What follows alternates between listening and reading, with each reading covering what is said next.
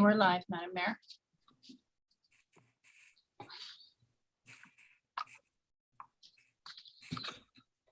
Good evening, everyone. I would like to call the special council meeting of June 21st, 2021 of the Town of Lincoln Council to order. My name is Sandra Easton. I am the Mayor of the Town of Lincoln and Chair of today's special council meeting. We're meeting electronically through Zoom during this declared emergency period. Members of the public may observe the proceedings by accessing the live webcast at our YouTube channel. The Shononton people have called these lands home for thousands of years, and more recently, the Anishinaabe, the Haudenosaunee have been sharing the land as one dish, one spoon treaty territory. We would like to acknowledge the enduring resilience of the First Nations, Métis, and Inuit people who call this territory home. Madam Clerk, would you please complete a roll call of council so that we can confirm everyone's attendance as we are holding this meeting electronically today and to confirm quorum. Thank you, Councillor Rajima. Here. Thank you, Councillor Russell. Here. Councillor Pachariva. Present. Councillor Brunet. Here. Councillor McPherson. Councillor McPherson. Here. Thank you, Councillor Micklick. Here. Councillor Timmers. Here. Councillor Reimer. Here. Mayor Easton. Here. And that is confirmed. We have quorum. Thank you very much. In addition, I would like to welcome staff who are joining us electronically.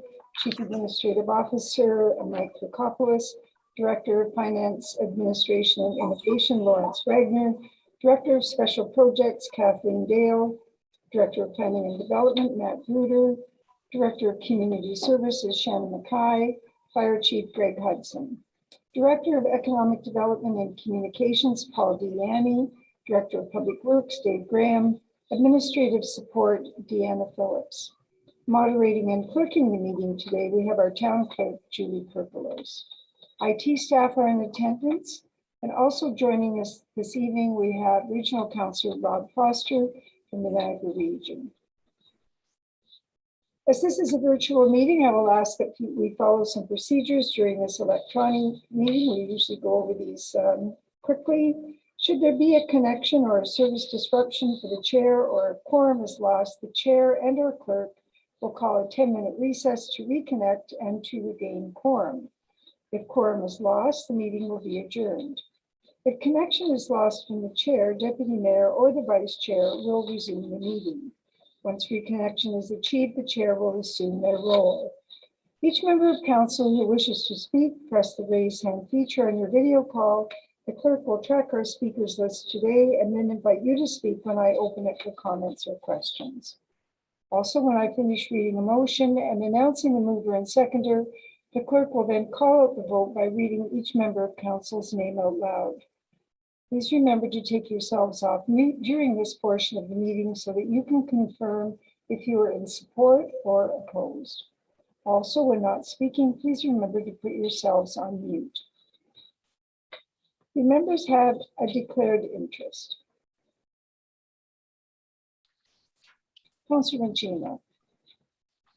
Thank you, Madam Mayor. This is a reiteration of the declaration of interest noted as items 4.5, 4.7, and 4.8 in the minutes of the special council meeting of May 31st, 2021.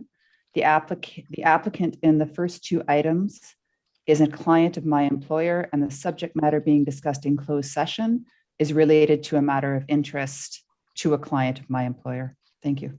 Okay, so noted. Thank you very much. I don't see any other hands, Madam Clerk. We're now considering item 6.1, special council minutes of May 31st, 2021. Do members of council have any questions?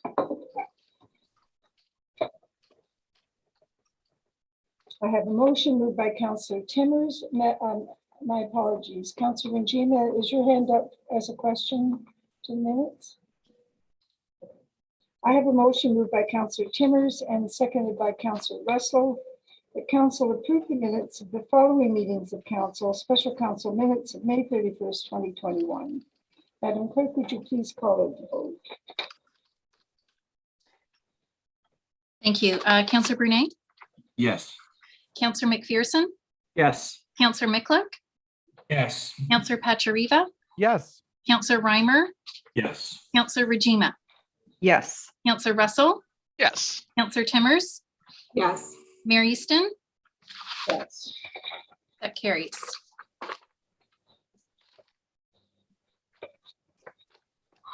Thank you, Madam Clerk. Item number 7 is delegations. We have no delegations this evening. Item 8 is presentations. We have no presentations this evening. Item 9 is to receive and file council information packages. Madam Deputy Clerk, I have a few items that I've asked to be put on the agenda that I would like to speak to. If you would- Madam Mayor, we've skipped over announcements by members. Oh, my apologies. That's okay.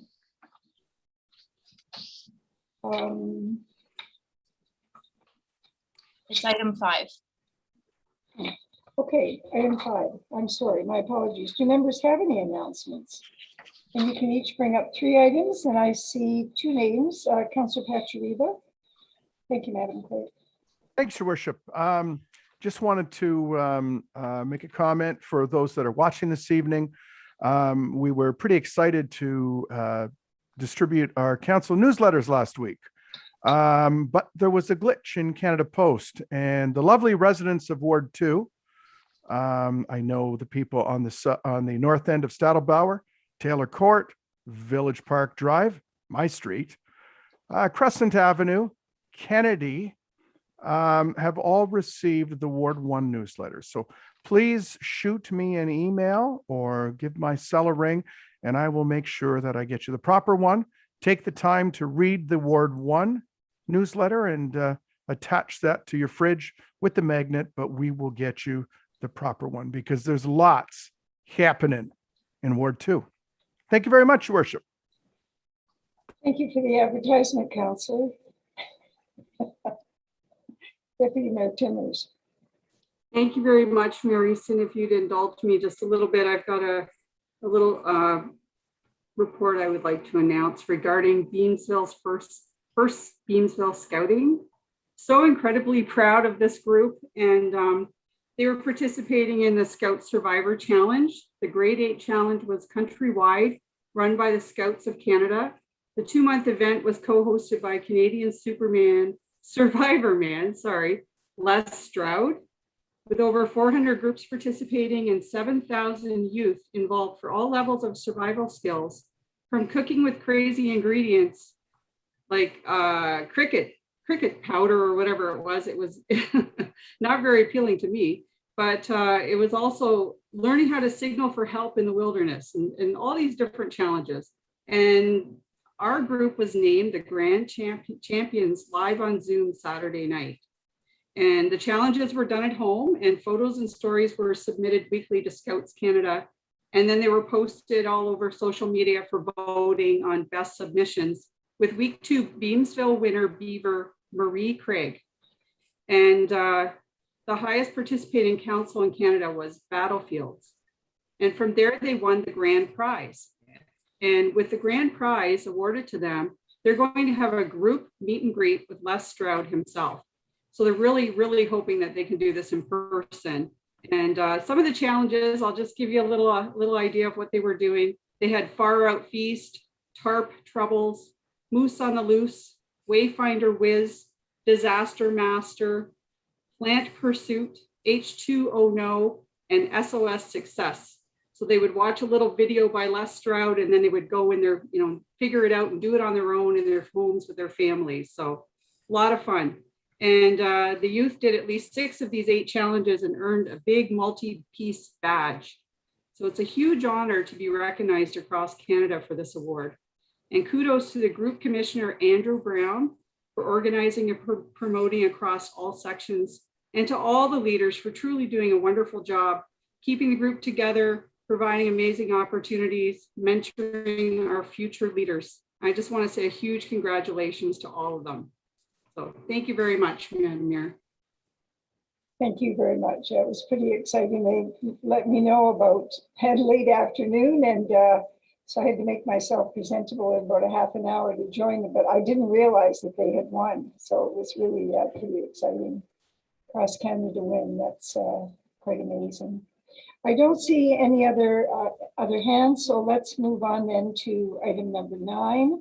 And this is the file council, receive and file council information package. We have a few items, Madam Deputy Clerk, if you would lead us through this, and I'll provide a bit of information on why I asked for these to be included.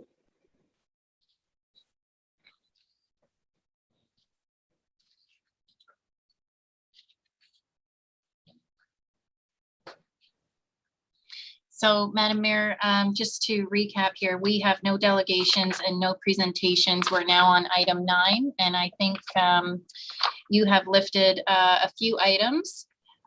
So item 9.1, which is item 7 of council information package, Town of Fort Erie regarding road management action on invasive phthalmites. Thank you very much, Madam Clerk.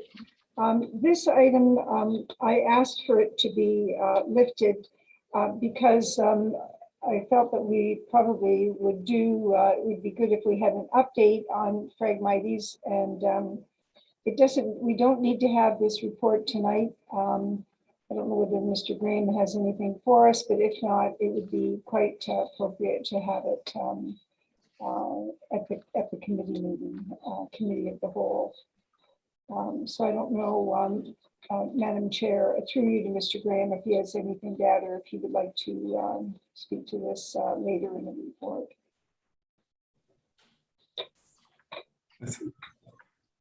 Through you, Madam Chair, to Mayor Easton. No, I think this is a positive motion to support this. As you know, and again, I think it's probably best, I could probably follow up with a more detailed report at a committee level, but you know, supporting best management of Phragmites is something that you know, we would definitely be supportive of in our community. So like I said, I could you know, follow up with more detail as it relates to, you know, the town of Lincoln and programs we have in place at a committee level, if that would be preferable. Okay, Madam Clerk, Madam Chair, I'm bringing this up because this is a major problem, getting rid of the Phragmites. It kills our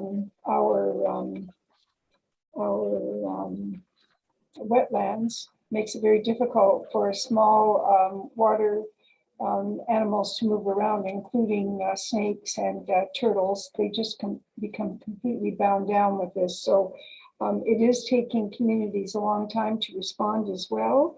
I have no idea what the cost is, so I would ask that that Mr. Graham provide us with a report at the appropriate committee. Madam Clerk, do you want that in the form of a formal motion? We can put that in the minutes, Madam Mayor, Okay. since this item speaks to that, so that's fine.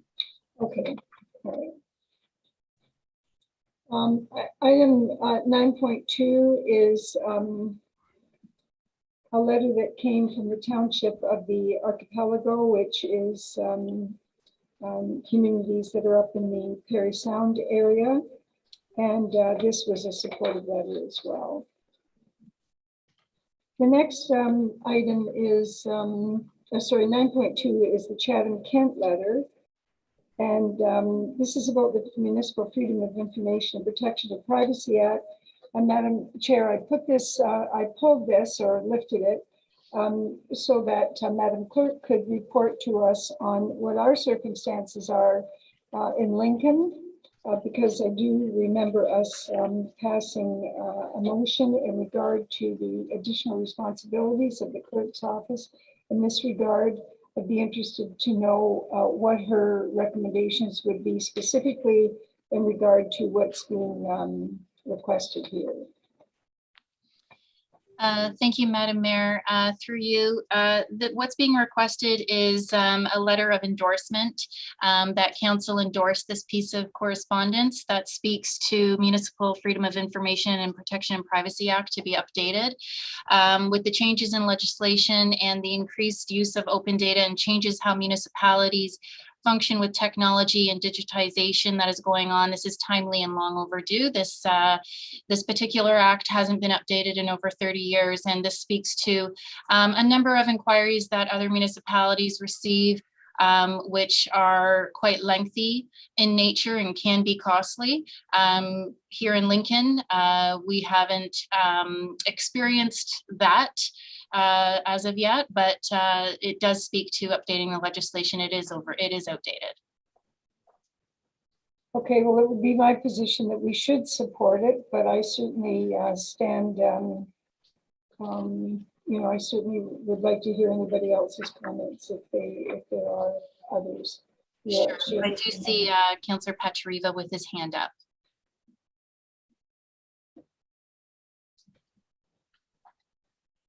Thanks, Madam Clerk. Through you, I guess. Back to the Phragmites.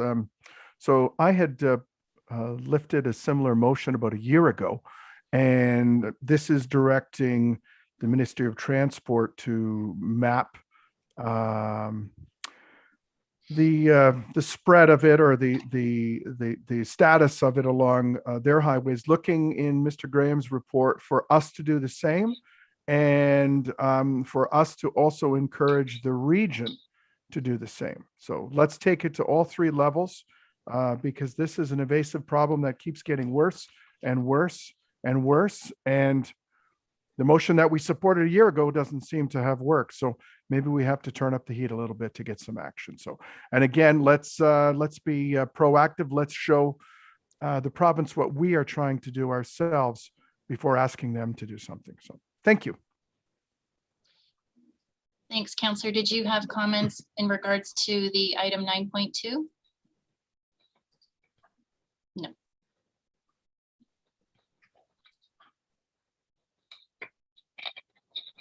All right, Deputy Mayor Timmers, the last item is item 9.4.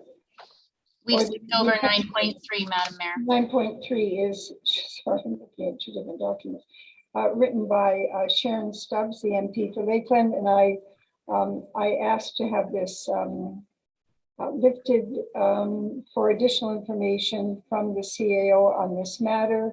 It's my understanding that Mr. Kirkopoulos is in a position to speak to this letter.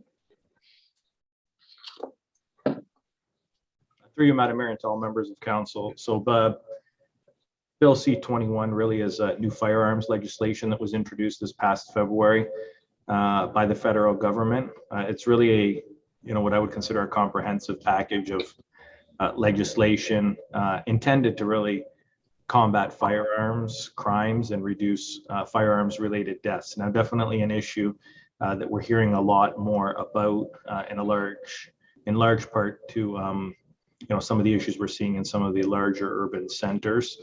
I think, before endorsing anything or bringing anything forward, my recommendation would be that staff prepare a little bit of a question and answer for members of council, and we can have that distributed in a memo format to give you a little bit of background on what's being proposed as part of this legislation. There is a provision in the legislation that gives municipalities some autonomy. And again, a lot of this, I think, came when Mayor Tory out of Toronto was really advocating for more local autonomy for municipalities to have when looking at firearms legislations and banning handguns.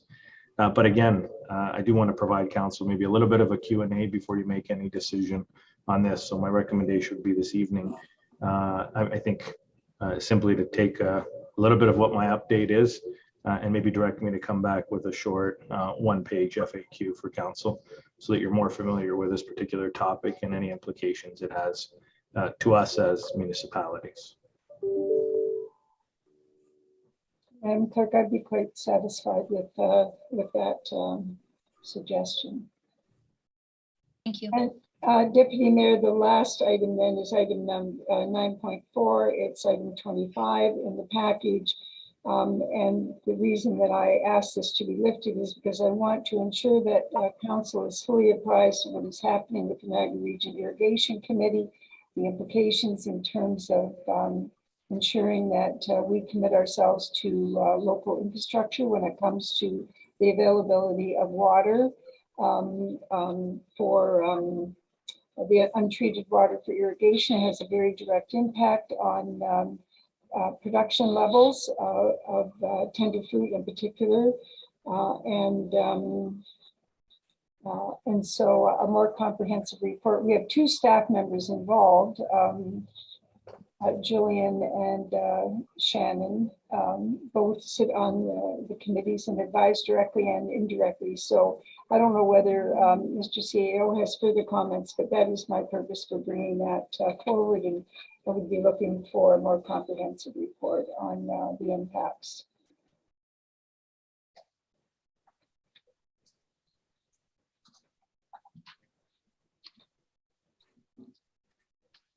All right. Do members have any questions at all? Any further questions about any of these items? If not, I have a motion moved by Councillor Katarina and seconded by Councillor Reimer. The council receive and file as information and the following items of correspondence along with the suggested action items. Agenda item 9.1 from the town of Fort Erie, road management action on invasive Phragmites. Agenda item 9.2 from the municipality of Chatham-Kent, Municipal Freedom of Information and Protection of Privacy Act. Agenda item 9.3 from Shannon Stubbs, MP, Bill C-21. Agenda item 9.4 from Niagara Region Irrigation Committee, Niagara's agricultural sector and access to untreated water for irrigation. Madam Clerk, would you please call the vote? Thank you, Councillor Brune. Yes. Councillor McPherson, Yes. Councillor Miklick, Yes. Councillor Patriva, Yes. Councillor Reimer, Yes. Councillor Rajima, Yes. Councillor Russell, Yes. Councillor Timmers, Yes. and Mayor Easton. Report. Move on, members of council, to item number 10, which is recommendations from standing committees. We're now considering the following. Item 10.1, Committee of the Whole Workshop Minutes of June 9th, 2021. And item 10.2, Committee of the Whole Minutes of June 14th, 2021. Do members have any questions?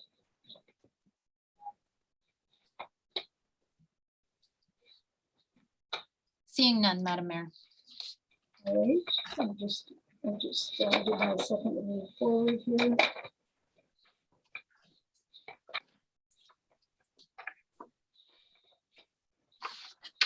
I have a motion moved by Councillor Vincina and seconded by Councillor McPherson. That council approve the following recommendations from Standing Committee of the Whole Workshop Minutes of June 9th, 2021, Committee of the Whole Minutes of June 14th, 2021. Madam Clerk, would you please call the vote? Thank you, Councillor Brune, Yes. Councillor McPherson, Yes. Councillor Miklick, Yes. Councillor Patriva, Yes. Councillor Reimer, Yes. Councillor Rajima, Yes. Councillor Russell, Yes. Councillor Timmers, Yes. Mayor Easton, Support. and that carries. Councillors, we're at item number 11, notice of motion, and we're now considering item 11.1, which is a notice of motion brought forward by Councillor Brune and endorsed by Councillor Timmers. This was first introduced at Special Council on May 31st and now is here for consideration. Councillor Brune, I don't see Councillor Brune. I just want to confirm that he's connected, Madam Clerk. It's connected, yeah. Okay, Councillor Brune, go ahead and speak to the motion. Thank you, Madam Mayor, and I apologize for apparent camera difficulties that I'm having on my laptop tonight, but hopefully you can hear me okay. Yes, we On can. behalf of Councillor Timmers and we are very pleased to bring this motion forward. As members of the Heritage Advisory Committee, we've been talking about this at the committee level for probably the last couple of years. And Madam Mayor, as you've already alluded, we brought this forward to our council on May 31st. And I alluded that night that we started speaking about this probably in our first term of council was way back as 2014. So this has been on our radar, and certainly I would say, Madam Mayor, that it's over the last 2 years with some of the development we've seen specifically in the King Street area around Woodburn Cottage with some demolition. It has caused for some angst and some discussion amongst our community members. So Madam Mayor, I think the motion is fairly specific. We're following the Ontario Heritage Act here, allowing staff to work on a study. The subject line was correct in the original motion, Madam Mayor, that we are looking at designation of heritage conservation districts, plural. The original motion had indicated within Beamsville. So I want to point out that it has always been our intent when we started working on this back in February, that we're looking at this through a lens right across Lincoln, something that will incorporate all the many hamlets and all the unique features and heritage buildings that may merit some sort of a study that might create a heritage district whereby we can preserve and promote across our community to maintain our uniqueness. Madam Mayor, I want to thank specifically Monica Coquieri, Kathleen Dale, Matt Bruder, as long with our CAO, who have worked with us, like I say, since February. The Heritage Committee did see this motion at our May 13th Heritage Committee meeting. The Heritage Committee certainly supports this, is fully supportive, and endorses this motion, and looks forward to working with the Town of Lincoln staff as well as the Town of Lincoln Council to move this forward, to look at any possible study and any recommendations that can look at designation of heritage conservation districts as we move forward. Thank you, Madam Mayor. Thank you very much, Councillor Renee. Do members have any questions? We have Councillor Miklick. Yes, go ahead, Councillor Nicollet. Thank you, Madam Mayor. Through you to our CAO.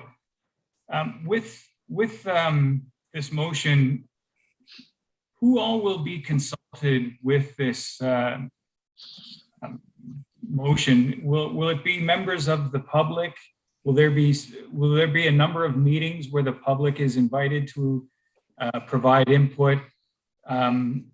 Will we be hiring a consultant from outside of our area to provide us with information as to whether certain areas should be considered heritage districts?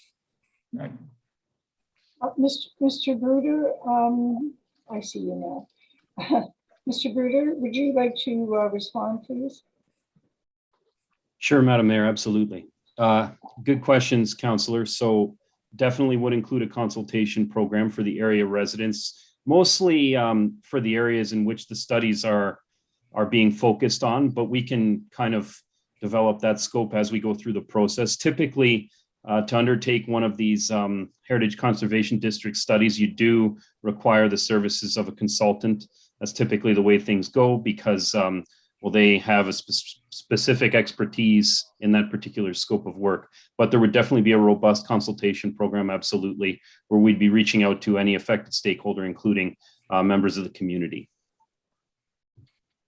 Thank you very much for that response. So with the creation, and I do agree that certain areas, I believe there's about 125 or so heritage districts within Ontario, and they're carefully thought out, as it can draw divides amongst people as far as whether they support or are not in support.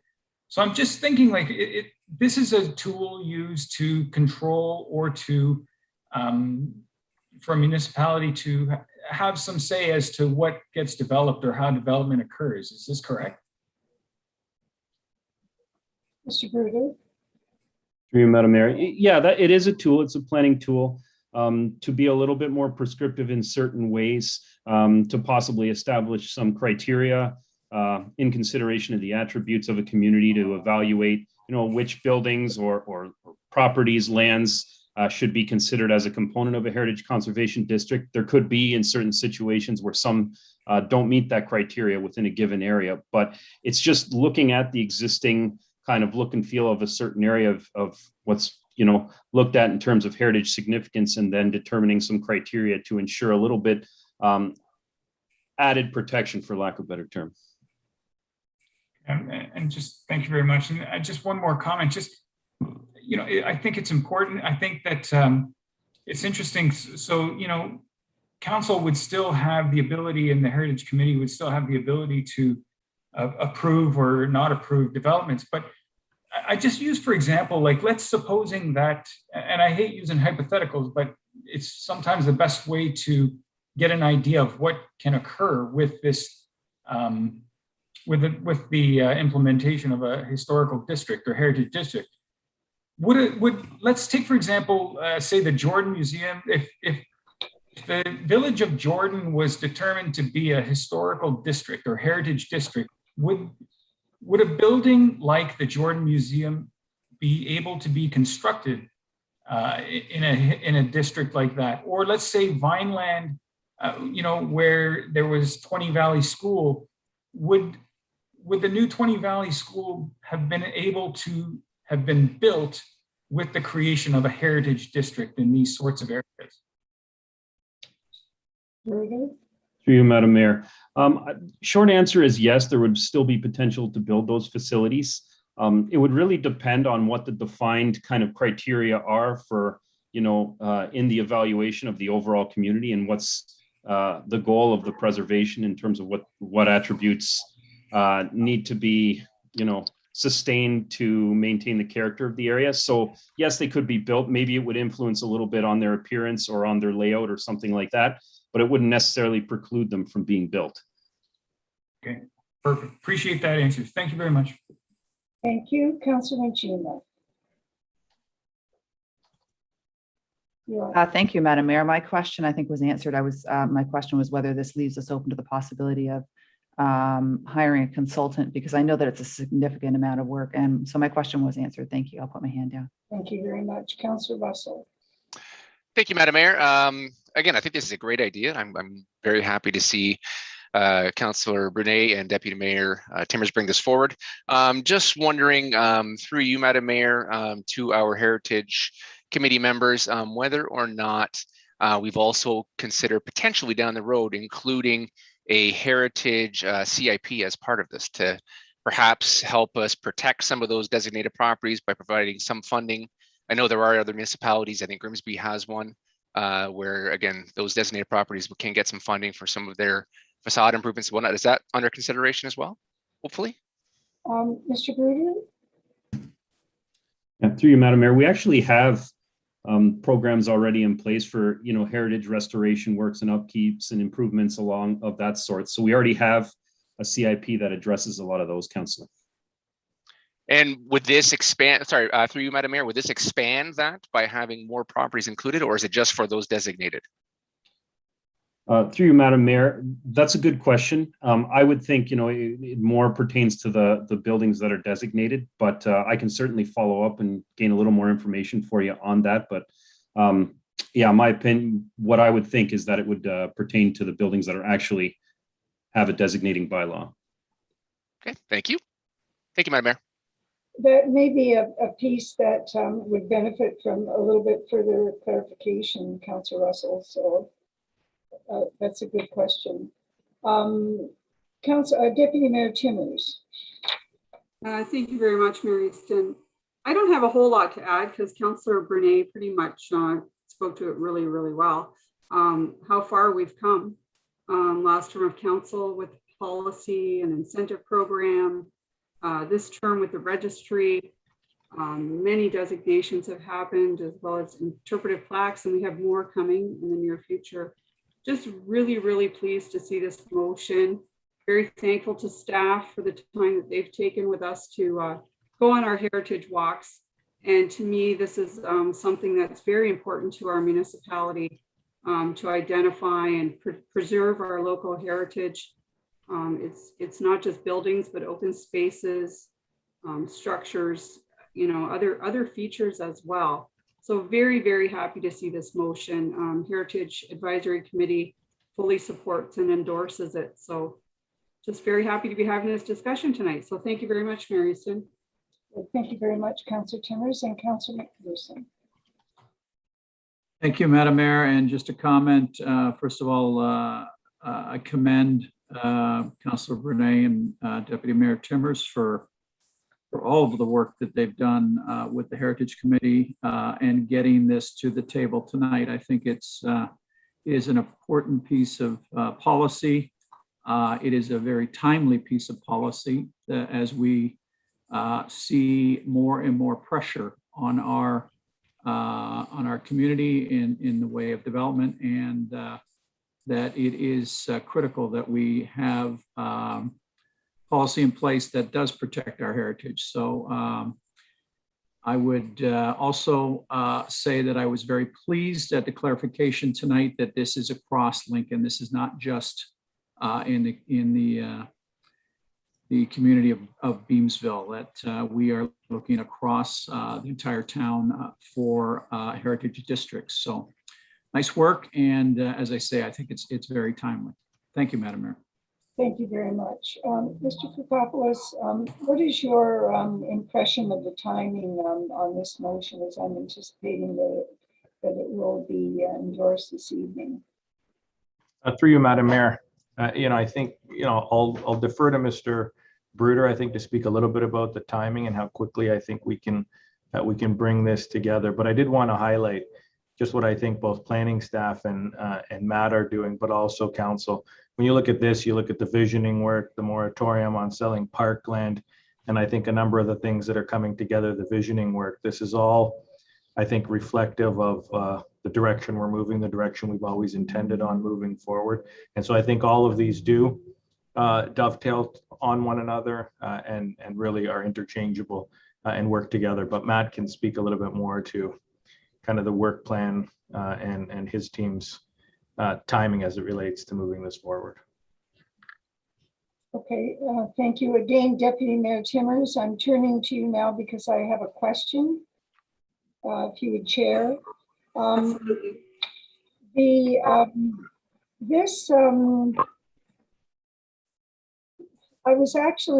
was wondering, Madam Chair, through you to, I'm going to go to Mr. Bruder, but Mr. Koukopoulos may have another idea, and that's fine. In order, you spoke earlier, Deputy Mayor, about the past, it was Councillor Regina that spoke to the policy that has been developed since 2014 to prepare us, may have been yourself, to prepare us to get to this point where we're making this ask, to even have this consideration. And sometimes I hear the reference to infill and an infill bylaw in the same sentence or paragraph related to heritage districts. And I just want to make sure that there isn't any confusion. And so, Mr. Bruder, do we need to define what infill means? And does it have any relationship to heritage districts, particularly when there is a request coming forward for demolition? I don't want to confuse the issue. I just would like you to put it into some context, and maybe in its right box even. Thank you, Mary Steen. Go ahead, Mr. Bruder. Certainly, through you, Deputy Mayor. Yeah, so first and foremost, there's a little bit of overlap, I think, with respect to these two things we're talking about here. Infill is typically, when I think of infill and I think of where we would want to implement a bylaw regarding it, I look at, when a development's proposed within an existing neighborhood that's already somewhat stable. You've got existing land uses on either side. It's not a vacant area. It's not a blank slate. It's where development is supposed to fit in between existing uses. Now, the Heritage Conservation District will undoubtedly have similar situations to that. So there's a little bit of overlap there.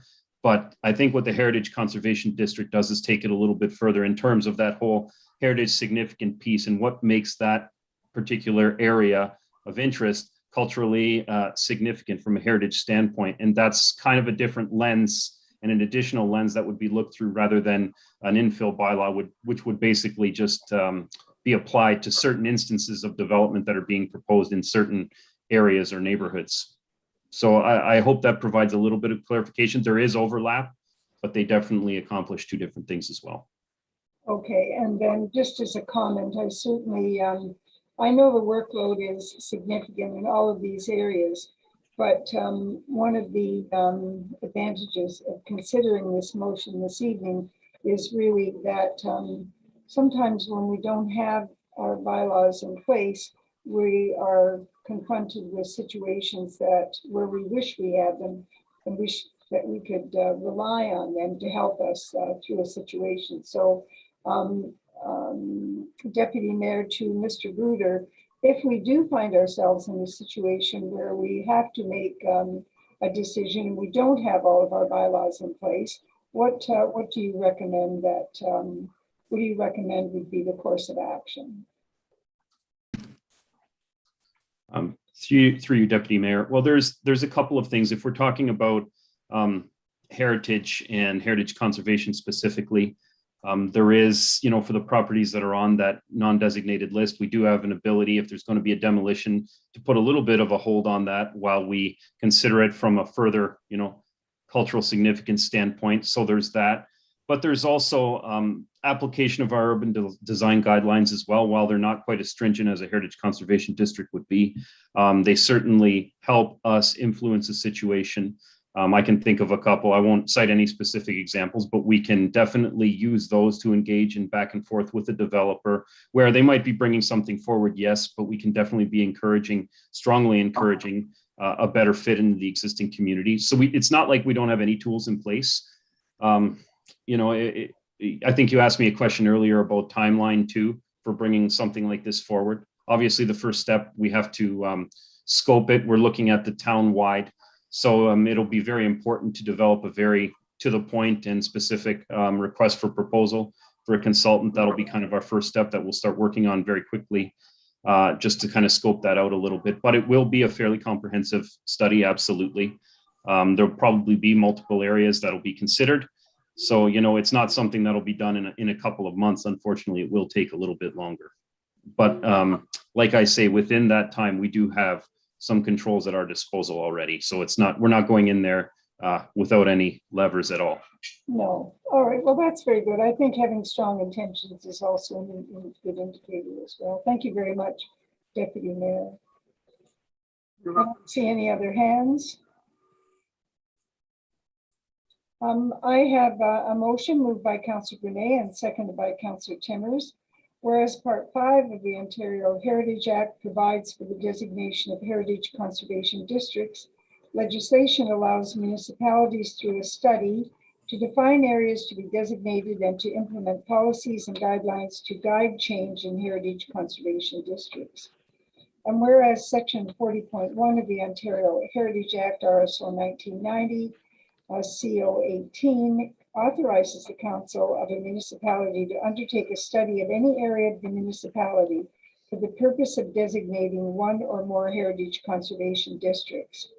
And whereas a heritage conservation district is a collection of buildings, streets, and open spaces that collectively has a special character of historical association that distinguishes it from its surroundings. And whereas Lincoln's history and historic buildings are an integral component of our community, whereas preserving our local heritage buildings is an important step the municipality must take. And whereas the Heritage Advisory Committee provides council with advice on identifying, conserving, and promoting heritage within the town of Lincoln, now therefore be it resolved that planning staff in consultation with our Heritage Advisory Committee initiate a formal study for the adoption of heritage conservation districts within the town of Lincoln in accordance with Section 40.1 of the Heritage Act, and that planning staff with input from and in consultation with our Heritage Advisory Committee report back to the Committee of the Whole on the results of the aforementioned study, including but not limited to feasibility and implementation, and also that throughout the process that Committee of the Whole receive regular updates. Madam Clerk, would you please call out the vote? Thank you. Councillor Brunet, Yes. Councillor McPherson, Yes. Councillor Miklik, Yes. Counselor Pachariva, Yes. Counselor Reimer, Yes. Counselor Rajima, Yes. Counselor Russell, Yes. Counselor Timmers, Yes. and Mayor Easton. Support. And that motion carries. Thank you.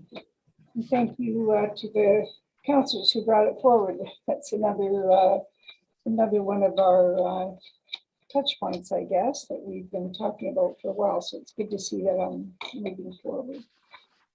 The next item, number 12, is reports of municipal officers. I have a report this evening, and then I'll call upon Regional Council Councillor Foster to present his report, which he circulated some supported documentation earlier today. Ladies and gentlemen, as part of my mayor's message for this evening, June 21st, I want to welcome you to council this evening. And I think we would all agree that June has been a pretty busy month. There's been quite a lot of activity in a number of jurisdictions around the whole issue of diversity and bias, racism, inclusiveness, and certainly related specifically to the Indigenous history and some disturbing facts that the whole country has been confronted with. Mr. Kirkopoulos asked me to report this evening on a meeting that was held recently with the regional CAOs. I bring this up because these points are directly related to work that is coming forward in this town through a variety of committees. The first one is related to poverty, and the indicators for the town of Lincoln may not be as dramatic as they are in other jurisdictions of Niagara. However, we have spoken in the past about the early development indicators and those so-called hotspots that are that exist in the town of Lincoln. There are definitely issues that relate to who accesses food banks, and the belief would be widely held that if you overlaid one over the other, that they would that there would be a pretty good fit. So I think that through our housing discussions as well, that we're going to be addressing these issues more and more.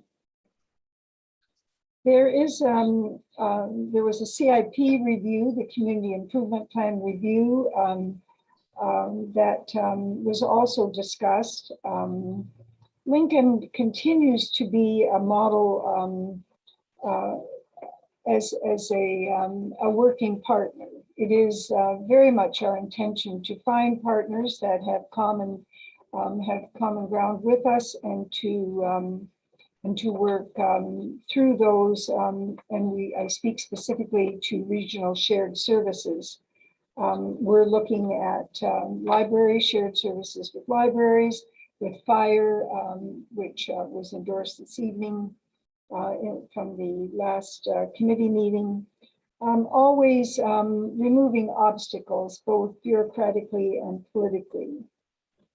Individuality is very important to our communities, and as a community of communities for over 50 years, Lincoln understands what it means to put aside egos, to put aside legacy in some cases, and to bring out the best in cultures, to provide those,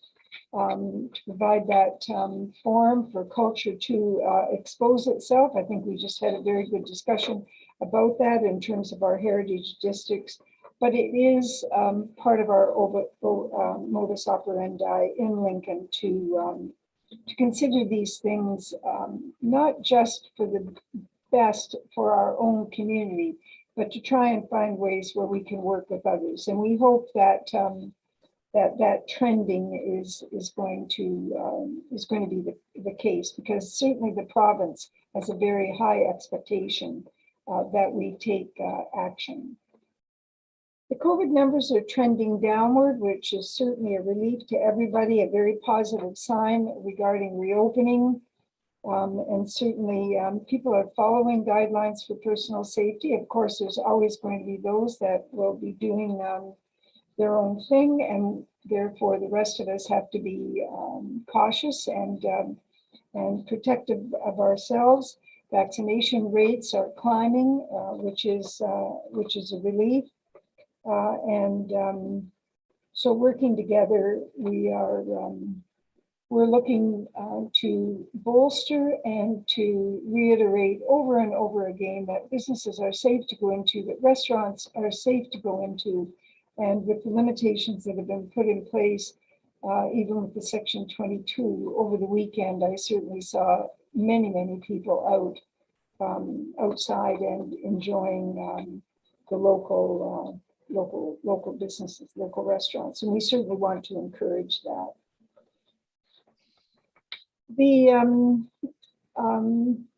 I wanted to speak specifically about our Speak Up Lincoln.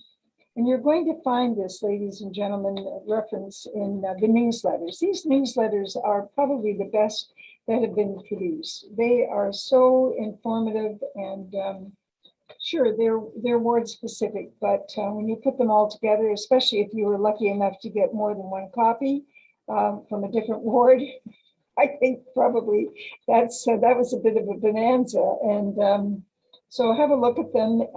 Certainly in February 25th of this year, Council, when it approved the implementation of an official public engagement site for the Town of Lincoln Council, our intention was that this forum would be create a convenient access for you to express comments, to ask questions and make observations on corporate initiatives, and for those messages to reach the broader Lincoln community, to individuals, to small groups, and to neighborhoods. The two-way communication, becomes a matter of public record, which I think is very important and adds significant endorsement to your efforts to speak out. It is respectful of your opinions, it's accurate and consistent in its replies, and by its ability to update information, it's progressive. And I saw that today in a memo that Director Graham sent out to some members of the community who, of course, had the perennial issue of road safety as part of their discussion. At the present time, you can go onto the site and engage in the background on our development process, which is very important. You can ask about parkland development of Ashby Park and Rotary Park as progressive improvements are made throughout 2021. You can seek information on the Lakeshore Martin Road North to Victoria Avenue improvements that are related to the municipal class environmental assessment study in that area. And you can understand better the commitment by the town to internet connectivity and broadband access. In an age when the free flow of information supports public input, we believe that you deserve not only easy access, but consistently accurate information at all times. The forum is supportive and respectful. The responses provided are based on council policy. So it's all fact-based. And those facts and that direction has been arrived at through accurate expert research and findings by the Town of Lincoln staff, through public input, and through council analysis. An important conversation continues to evolve around traffic safety, and by accessing the site and keying in traffic safety, you will find a significant and growing report on initiatives being taken both by the town, the region of Niagara, as well as our relationship with the Niagara Regional Police Services and the Ministry of Transportation. By working with council and staff on matters important to you, we can improve communication, ensure that information provided supports understanding and accuracy, and it flows in a manner that is effective and reflective of public expectations.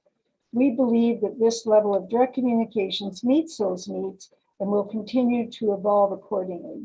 As issues arise, new platforms are created to address them, and so it really is quite the living document. We encourage you to use Speak Up Lincoln to reach a much larger audience across Lincoln with your questions, and you may be surprised to find out how many like-minded citizens there are out there. And so it truly is worth your effort.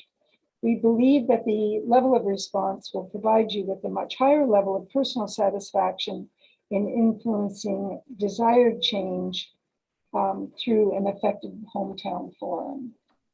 I also wanted to share with you that very soon, which is typical, that at about this time of the year, we start to have our first budget meeting. So that will start to come out where we begin to form the budget process and the guidance for staff for the 2022 budget. Mr. Wagner, Director Wagner, will start to meet with all of the members of the senior management team to look at their budgets and to begin to formulate their thoughts around that. And staff will be meeting with us very soon for us to begin to formulate those baseline guidelines. Remember, you live in Lincoln, where children are encouraged to achieve their very best. And we wish everyone the highest level of safety throughout the summer months. We congratulate all graduates, everyone who has been able to meet their goals throughout a very difficult time of the year. We thank all of you who are putting a good deal of extra effort into being good neighbors, to be understanding, to be kind and considerate of your fellow members of the town of Lincoln. And I'll turn just briefly to Mr. Kirkopoulos. He has his hand up. I'll just ask him to add a few comments to what I've had to say, Mr. Kirkopoulos. Thank you, Madam Mayor, and through you to all members of council. I'm also going to ask, after I make just a brief comment, Director Graham to speak a little bit to the traffic blitz, the truck traffic blitz that we recently had. About 45 minutes ago, we just received an update in terms of the numbers. We are going to be preparing, as is NRPS, a media release that will go out. But I thought it important for Dave just to give you a little bit of background on that.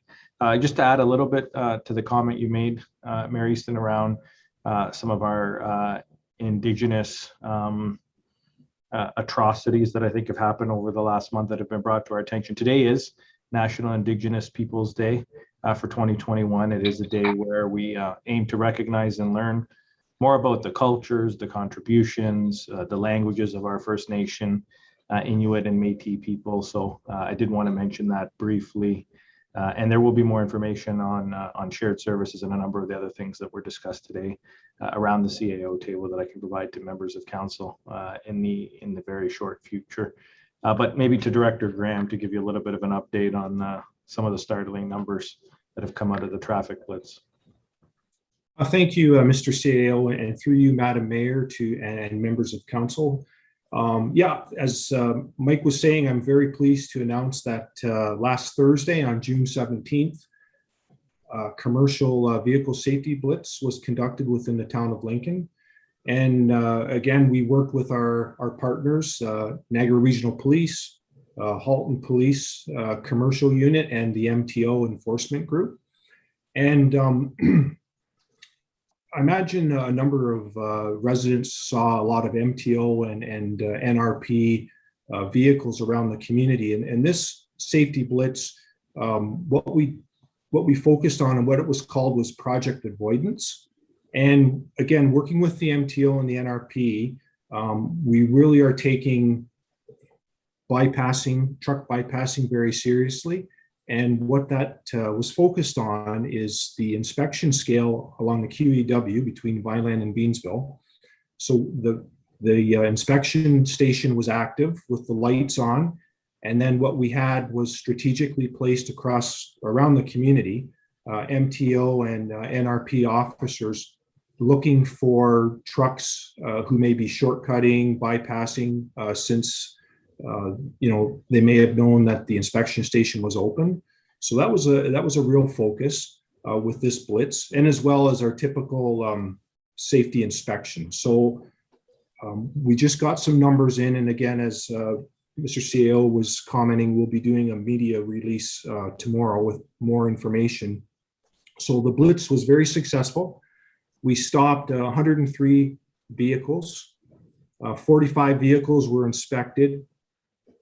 The percentage of vehicles bypassing the station was estimated to be about 25% based on the data collected by all the officers. So we really have some good data on that element. And that was primarily seen to be the biggest concern in and around the Victoria Avenue and King Street area, where we noticed the bypassing was occurring. So that was a real focus in that location. In terms of drivers placed out of service, there was 2 drivers. We had 15 vehicles placed out of service. Out of service percentages were around 38%. And percent of inspections with at least 1 ticket issued were 16%. And tickets ranged, from a number of different, no daily logs, no annual safety inspection, brakes out of adjustment, issues with trailer brakes, no safety device on trailers, poor tires, insecure load, turning signals, brake light concerns. So a number of different types of charges were laid in that regard. And like I say, we'll be providing more information through a media release tomorrow. And I would like to thank again the Niagara Regional Police and MTO and the Halton Police Commercial District for helping the town of Lincoln conduct this blitz. Thank you. Okay, thank you very much, Director Graham. And councillors, once Councillor Foster presents his report, there'll be an opportunity for questions. Mr. Kokopoulos, did you have anything further to add? No, Madam Mayor. Okay, thank you very much. All right, thank you, councillors, and thank you for those additions, Mr. Kokopoulos. We'll move on then to item 12.2, Regional Councillor Update. Mr. Regional Councillor, welcome. Thank you, Mayor Easton. You can call me Rob if you want. Good evening, everybody. Good discussions this evening. Very pleased to see what you're doing in the heritage area. And as Mr. Kokopoulos had said earlier, this is National Indigenous Day and National Indigenous Persons Day. So, and it sort of goes to your commentary at the beginning, Mayor Easton, on things that have happened in the. I've discovered in my sphere of people that I know, and those that are on the Indigenous side, it was very upsetting what has been happening back in and through, particularly with the schools. And so anyway, long story short, I'm glad you have mentioned that, and there are areas that we must be doing better. Just as an FYI as well, I heard earlier this evening, Grimsby passed the pilot that you guys are looking at around the shared services this evening at their meeting. So I think that's going to be very positive for you. I think that bodes well for exactly what Mayor Easton has been saying. Lincoln leading the way within Niagara, showing that things can be done between municipalities. So good work on that. I've asked Julie to bring up my report. I want to go through a couple of things with it to discuss a bit better. And I do apologize. It did come to you guys somewhat late. So Julie, can you blow that up a bit for me, please? That's as big as I can make it. It's full screen on my screen. I'm not sure if you can see it. Okay, yep, that's fine. Okay. So what I wanted to talk about this evening was the budget at Niagara Region. We had our first meeting this past Thursday. Basically, we have a 1.54 billion budget that's coming down the road at Niagara Region this year. And the starting point for our discussions the other evening was the initiatives as perceived by people within the region that we really need to be focusing on. At the meeting, I did say that I think we need to be doing another focus group or another set of online as well. So we will see where that takes us this summer with staff at the region. The strategy, yeah, I'm just going to, because I can't completely read that. So what I'm going to do, I'm just pulling up my own, Julie, so for myself. Okay. So the budget strategy that we have going this year is threefold. One is sustainability. There has been a heavy use of and reliance on reserves over the last number of years. And we've talked about this as a group. The previous council had a very strong belief that low reserves were a good thing. So the reality is that we have been working on building in these areas. And part of the sustainability is going to be making sure that adequate reserves are in place going into the 2022 budget year.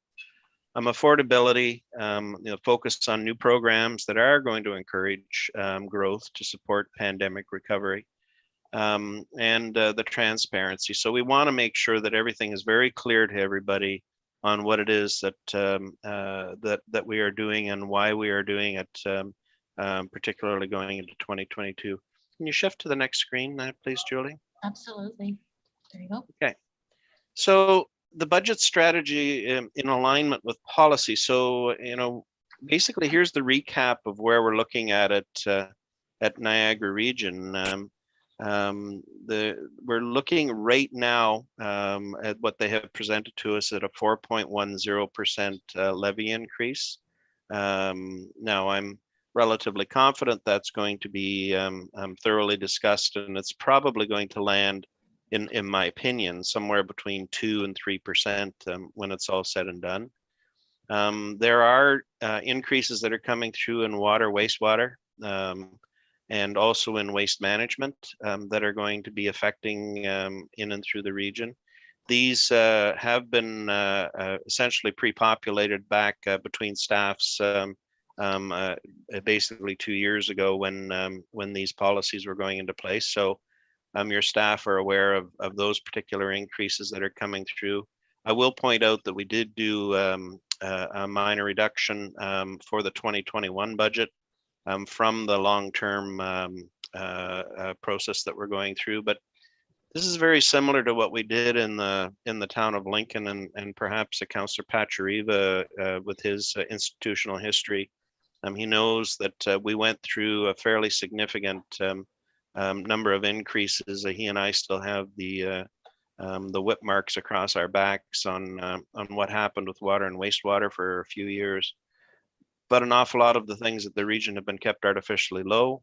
And so anyway, we're looking at a series of increases over the next number of years in approximately the 5% range in order to get it so that the reserves are correct and the investments are correct that are going on within Niagara Region.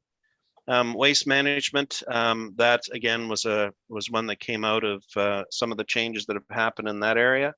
And so there is an increase that's going on, but my understanding is this is a 1-year adjustment, and we're moving from there. The hospital funding strategy, that got approved at our budget meeting the other evening. So essentially, the region is going to be supporting not only our West Lincoln Memorial Hospital, but also the South Niagara Hospital. And there are a sequence of numbers that are coming into play with that. We need our monies for the West Lincoln Hospital in 2024. The South Niagara Hospital is looking at 2026. So anyway, there's a strategy that has been put in place in order to put into reserve and to move us forward within these areas. Can you shift to the next screen for me, Julie? So on public works side of things, I sent through to Dave and Mike the Transportation Capital Roads and Bridges Program document. I thought that might be of interest to all of you. I've been pushing for a report like this for some time at Niagara Region. Very pleased that they've come up with it. It gives a much clearer picture, at least in my opinion anyway, of where things are being spent and how things are being done at Niagara Region. My expectation, if there's questions and comments on particular projects that we have in town, Dave is likely the best one to be doing answers on some of those. But anyway, long story short on that, I think it's very positive. We have a much better picture of what it is that's really happening, and I'm quite pleased. Really interesting discussion about the Glendale interchange. It's going to be a diverging diamond interchange. Please have a look at both the CBC report on that, as well as another YouTube video on what it is that really is going on with that. It's a pretty neat way of organizing roads, and as you will find out watching the second one, it talks about the fact that it certainly provides much safer traveling for vehicles. But again, it's one of those things one has to get used to. Same thing with traffic circles. It takes something that has to be gotten used to. Corporate services, we approved the tender award for Lynnhaven, the long-term care facility. That's over 100 million that's going to be spent at that particular facility. The Fort Erie one is going to be coming forward to us relatively soon as well. The expectation is in a similar capital range that's going to be coming into play with that. Lots of money being spent in long-term care for sure. An awful lot of it has been put away within reserves over the last couple of years.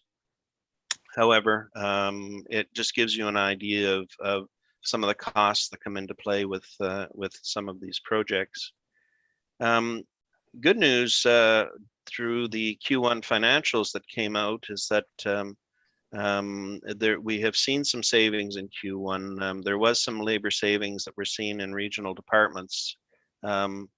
The Niagara Regional Police, by the way, the Niagara Regional Police is probably one of the biggest operational money areas of Niagara Region, and in fact, it has a huge effect on all of the operational budgets as we go forward.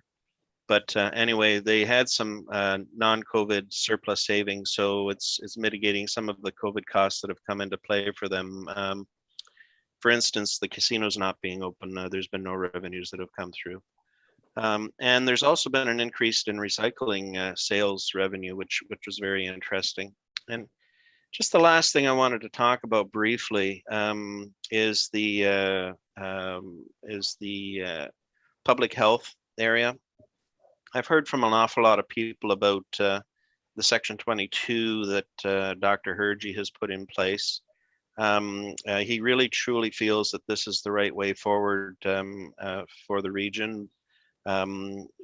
He's taken certainly his share of abuse for that, I guess, if you want to put it that way, and not.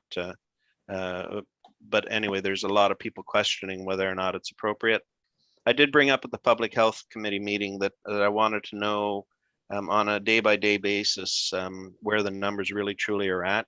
When it hits the values that it is that he has been suggesting, that is certainly something that we are all going to be very pleased with when it's all said and done. So anyway, Julie, you can stop the presentation, and I'm available for any questions if anybody has any. Thank you. Okay, thank you very much. We'll open the reports to questions. By the way, those videos on the Double Diamond are really quite neat. I do hope you guys take the chance to look at them. It's going to be fascinating when that interchange is all said and done. And of course, with the increase in traffic we have in Beamsville, who knows, maybe someday we'll be doing a Double Diamond on Ontario Street. So. Okay. Any questions?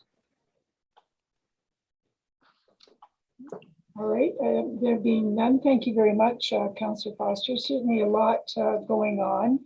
I think at some point in time, the new health equity informed planning strategy that's being introduced by the region, that we should talk about it as well, because the information council that's going to come, councillors that's going to be coming forward have a major impact on the subject of poverty, includes income, education, working, housing conditions, race, and ethnicity, gender, sexuality, the level of social supports that people have, and more. So these are not distributed equally across the region, but they certainly are going to have a big impact on particularly capital works that we're going to be seeing in the future. So that would be a welcome report as well, Councillor Foster. Yeah, I'll give credit where credit's due to you, Mayor Easton. You know, the motions that you've made over the last year and a half to bring in an awful lot of these pieces to our review of public health and budgets. I mean, you brought up an excellent point the other evening about the budget process and trying to understand how these pieces of the puzzle are fitting into play. So kudos to that, and hopefully we will see even better as we move along. Well, informed decisions data is going to drive our decisions in the future. So thank you very much for that, Councillor Foster. And it's going to overlap into our communities as well. It's not just something that is isolated to the region. Councillor McPherson. Thank you, Madam Mayor. I just wanted to make a comment to Director Graham's report, and I just wanted to thank him and his team for responding to that that perceived issue of trucks bypassing the way station. So interested to see those results, and it certainly does tell us that there is that going on, and that we do need to deal with that, and we are dealing with it. So good all-around effort from the Niagara Regional Police and our team at Town Hall, and anybody else that was involved. So appreciate from the residents out in the East End the efforts to identify certainly whether or not it is an issue. And I think from the results, I think we can say that there is a fairly significant number of vehicles when you look at 100 stopped and 25 of them have bypassed the, if I got those numbers right, have bypassed the way station. I think it's a pretty substantial number. So I just wanted to make that comment to thank the director and of course all that were involved. Thank you, Madam Mayor.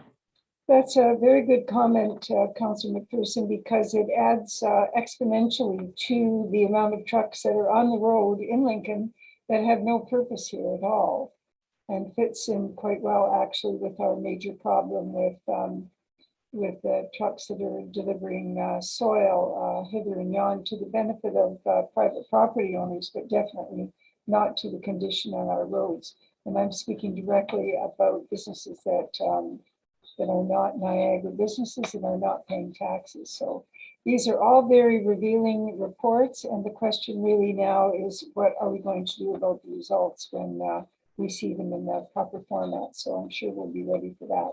Councillor Brunet. Thank you, Madam Mayor. So yeah, I also wanted to make a comment about Director Graham's comment about the recent truck blitz that took place on June 17th. So similar to Councillor McPherson, you know, very pleased to see that we're doing this, that we're working in conjunction with MTO and NRP. But the reality is, this has been going on for decades. Trucks operate every day on every road in every municipality across this province. I worked for 40 years for a municipality that ran 700 vehicles on the roads across multiple provinces. Bypassing weigh scales is nothing new. Every time we do a blitz, the statistics are alarming. What concerns us and what should concern us is the trucks that are coming into our downtown cores. Vehicles that are operating with improper daily logs, and certain violations, those will continue to happen. It's kind of a nature of the business. But when you hear that we have trucks operating with trailer brakes failing, when we've got, issues with poor tires, those vehicles coming into our downtown cores, Madam Mayor, that's been happening, like I say, for decades, is alarming. And to your point, the question is, what are we going to do about the statistics? What are we going to do it? The CAO and I, just very quickly, I don't want to get off on a tangent here, but it really is getting to the point where we really need to sit down and strategize. Recently, someone that's looking at making an investment on a corridor on Ontario Street said to the CAO and I less than a week ago, I don't understand why the trucks are running down Ontario Street and Mountain Street. Our response, as typical, was, well, they're regional roads. He looked at us straight in the eye and he said, so what does that mean? You have elected officials in your municipality. You have elected officials at the region. Whether or not they're municipal roads or regional roads, why is that an issue? If it's a problem, come up with a solution. That hit me over the head like a 10-pound sledgehammer. And I'm going to reflect on that for quite some time. Magic wand, we all know the long-term solution is bringing the north-south truck road off of Bartlett and Grimsby and up Park Road. But we also know that could be a long time away. So, Madam Mayor, I'm very encouraged to see that we continue to look at this, that we are taking these trucks off the road, but we all know this is a Band-Aid solution. This really enforces the truck bypass study that we're looking at now. And I hope we can work with our regional representatives, our town staff, and this council to move this forward as quickly and expeditiously as we can. Thank you, Madam Mayor. Thank you very much, Councillor Renee. All good points. I don't see any other hands. Thank you very much, Regional Councillor Foster, for your report. We very much appreciate your attendance and the contribution that you make. Yep, thank you very much. I have a motion moved by Councillor Mikulik and seconded by Councillor Pachuriva. The council receive and file as information the following reports of municipal officers, mayor's report and regional councillor update. Madam Clerk, if you would call it the vote.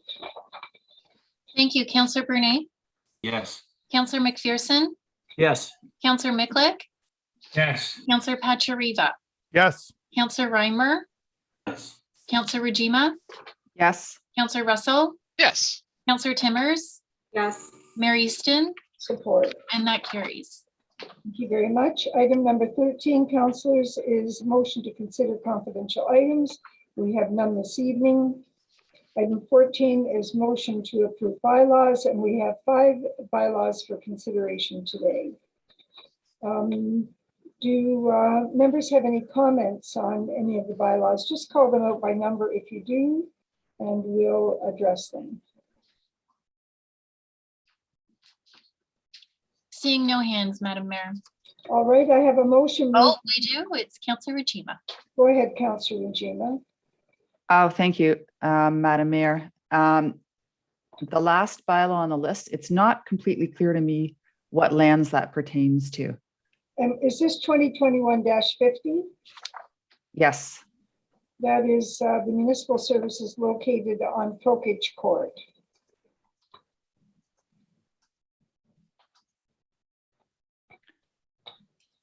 Sorry, I'm just reading it a little bit.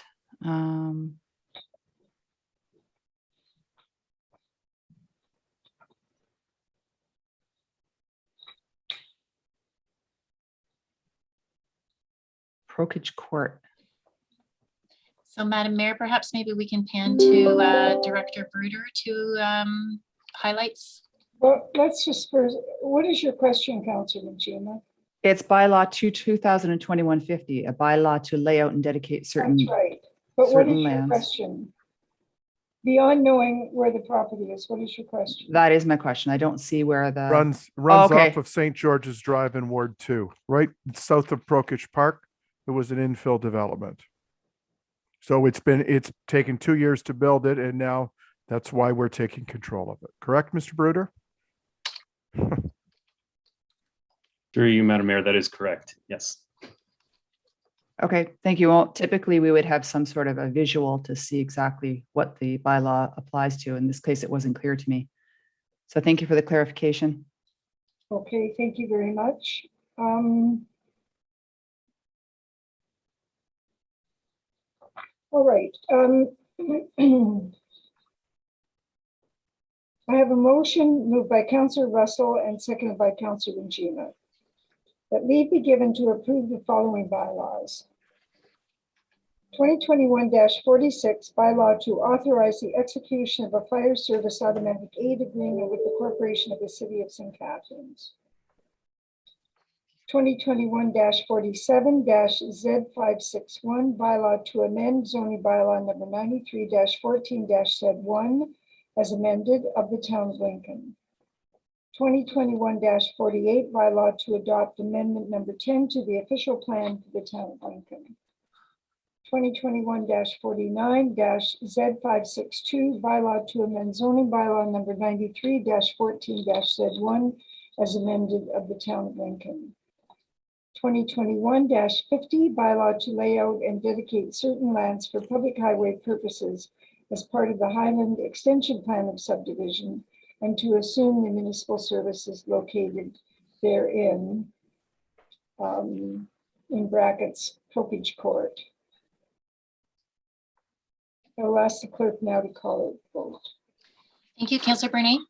Yes. Councillor McPherson. Yes. Councillor Miklick. Yes. Councillor Pachariva. Yes. Councillor Reimer. Yes. Councillor Rajima.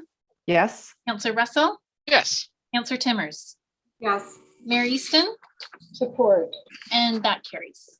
Thank you. Board item number 15, council members have motion to confirm proceedings of the council meeting. And we will now confirm the procedures of the proceedings of the special council meeting. I have a motion moved by Councillor Reimer and seconded by Councillor Brunei that leave be given to introduce bylaw number 2021-51, being a bylaw to confirm the proceedings of special council at its meeting held Monday, June 21st, being read a first, second, and third time.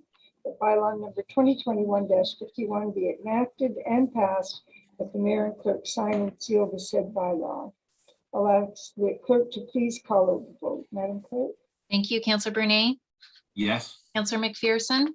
Yes. Councillor Miklick. Yes. Councillor Pachariva. Yes. Councillor Reimer. Yes. Councillor Rajima. Yes. Councillor Russell. Yes. Councillor Timmers. Yes. Mayor Easton. Support. And that carries. Thank you, Madam Clerk. We're at item number 16. Do members of council have any comments?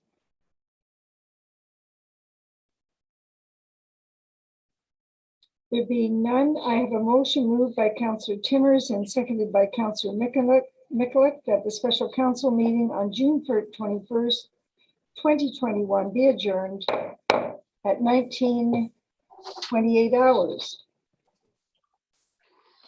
Thank you, Madam Mayor. I'll call the vote. Please call the vote. Councillor Brunei. Yes. Councillor McPherson. Yes. Councillor Miklick. Yes. Councillor Pachariva. Yes. Councillor Reimer. Yes. Councillor Rajima.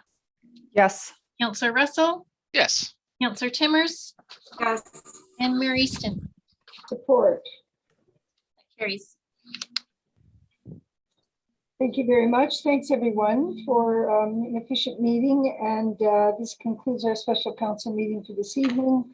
Thanks, everyone who joined us this evening and who may join tomorrow and the days after. Reminder to everyone to stay safe while you begin to enjoy the increasing freedoms. Thanks very much.